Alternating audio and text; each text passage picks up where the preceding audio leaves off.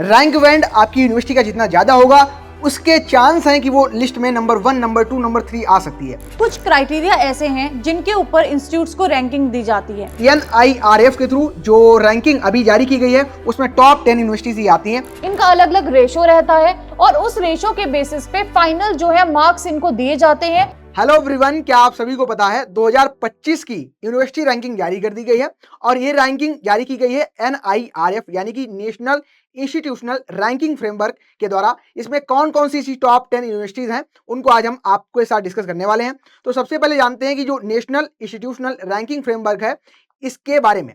तो इसकी लॉन्चिंग हुई थी, ये लॉन्च हुआ था 29 सितंबर 2015 को और ये आता है ministry of human resource development के अंतर्गत। और ये क्या करता है, जितनी भी इंस्टीट्यूट हैं या जितनी भी यूनिवर्सिटीज हैं इनको रैंकिंग प्रोवाइड करता है। बिल्कुल। और अगर हम रैंकिंग की बात करते हैं तो सबसे पहले हमें ये जानना चाहिए कि इंस्टीट्यूट्स की रैंकिंग कौन कौन से बेसिस के ऊपर होती है। तो अगर हम बेसिस की बात करते हैं, कुछ क्राइटेरिया ऐसे हैं जिनके ऊपर इंस्टीट्यूट्स को रैंकिंग दी जाती है। क्राइटेरिया की बात करें, सबसे पहले हमारे पास में है teaching learning resources. Teaching learning resources में हम जानते हैं फैकल्टी की क्वालिफिकेशन क्या है, वहां पे स्टूडेंट का रेशो कितना है। दूसरी बात करते हैं रिसर्च एंड प्रोफेशनल प्रैक्टिस की। रिसर्च एंड प्रोफेशनल प्रैक्टिस में देखा जाता है कि उस इंस्टीट्यूट में किस टाइप की रिसर्च की जाती है, कैसे वहां के रिसर्च पेपर्स हैं, कौन कौन से जर्नल में वहां के रिसर्च पेपर्स हैं, क्या उनका इम्पैक्ट फैक्टर है, क्या वहां की नास रेटिंग है जहां पे जर्नल्स को पब्लिश किया गया है, डॉक्टरल स्टूडेंट्स की कितनों की वहां पे डिग्री चल रही है। ये सारी चीजें यहाँ पे कंसिडर की जाती हैं। आगे बात करते हैं ग्रेजुएशन आउटकम्स के बारे में। ग्रेजुएशन आउटकम्स में देखा जाता है कि जो स्टूडेंट्स वहां से पास आउट हुए हैं वो कौन से आगे कहां पे अपना करियर जो है उसको परस्यू कर रहे हैं, कौन से यूनिवर्सिटीज में आगे जाके वो पढ़ाई कर रहे हैं, या फिर कहां से कौन से सेक्टर्स में वो जॉब कर रहे हैं।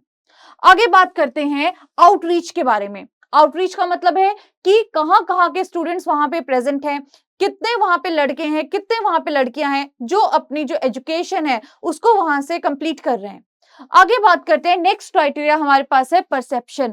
परसेप्शन का मतलब है कि वहां का जो वहां पे जो पढ़ाई होती है या रिसर्च होती है उसका ओवरऑल इंप्रेशन क्या है जनरल पब्लिक में, और कैसा उसका इंप्रेशन है ओवरऑल यूनिवर्सिटीज में।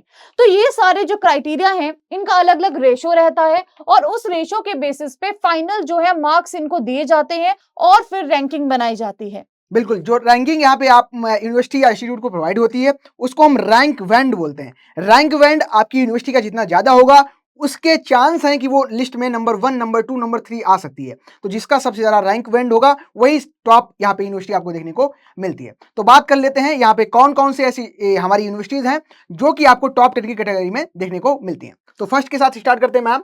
तो सबसे पहले है Indian agriculture research institute IRI Delhi. बिल्कुल। दूसरी नंबर पे अगर हम बात करें तो ICAR की यूनिवर्सिटी जो है NDRI यानी कि नेशनल डेयरी रिसर्च इंस्टीट्यूट जो कि करनाल में है। बिल्कुल। तीसरे नंबर की जो हमारी यूनिवर्सिटी है ये है पंजाब एग्रीकल्चर यूनिवर्सिटी PAU जो कि लुधियाना में है। बिल्कुल। अगले नंबर पे बात करें, फोर्थ नंबर पे तो है बनारस हिंदू यूनिवर्सिटी जो कि वाराणसी में है। और यहाँ पे पांचवें नंबर पे है Indian veterinary research institute IBRI जो कि इज्जत नगर बरेली उत्तर प्रदेश में है। बिल्कुल। अगले नंबर पे बात करते हैं तो है तमिलनाडु एग्रीकल्चर यूनिवर्सिटी जो कि कोयम्बटूर में है। बिल्कुल। 7 नंबर की जो यूनिवर्सिटी हमारी है शेरे Kashmir university of agriculture science and technology Kashmir Srinagar Jammu Kashmir में जो कि पड़ती है। अगले अगर हम 8th नंबर पे बात करें तो है central institute of fisheries education fisheries university जो कि मुंबई में है। बिल्कुल। नेक्स्ट नंबर की जो हमारी यूनिवर्सिटी है जीवी Pant university of agriculture and technology Pantnagar Uttarakhand में जो कि है। बिल्कुल। और 10th नंबर पे अगर हम बात करते हैं तो चौधरी चरण सिंह हरियाणा एग्रीकल्चर यूनिवर्सिटी जो कि हरियाणा में है। बिल्कुल। तो NIRF के थ्रू जो रैंकिंग अभी जारी की गई है उसमें टॉप 10 यूनिवर्सिटीज ही आती हैं। आप सभी हमें बताएंगे कि आपकी यूनिवर्सिटी की कौन सी रैंकिंग यहाँ पे देखने को मिलती है। बिल्कुल। और अगर आप भी अभी एम कर रहे हैं अपनी हायर स्टडीज के लिए या फिर अपनी एग्रीकल्चर में स्टडीज के लिए तो आप इनमें से कोई भी यूनिवर्सिटी के लिए एम कर सकते हैं और अपनी स्टडीज को वहां से परस्यू कर सकते हैं। Thank you everyone, thank you for watching.